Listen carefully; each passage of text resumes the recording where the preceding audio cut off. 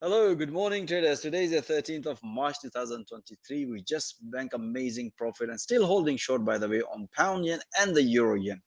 Let me explain to you how I help my traders to go through an analysis to banking amazing profit. If you look at the 4-hour chart, if you look at the previous price action, we have price nicely broken this consolidation and retest previously, and another false breakout. We have this one, and so technically this morning we were expecting a pullback short trade here at this level based on the 4-hour price action. And if you look at the intraday, this is the analysis I did just before London Open and was expecting possibility of breakout. So you can see here, based on this analysis, price nicely broken pound yen. That was a pretty straightforward breakout, and after this breakout, beautiful short trade here, and most of the traders still holding.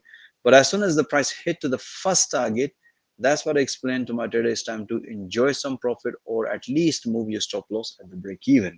So we had amazing trade, still holding it, guys, enjoying this short trade. But if you want to see all that analysis in real time instead of review, most welcome, join our fast growing trader community. Have a safe trading and wish you all the best.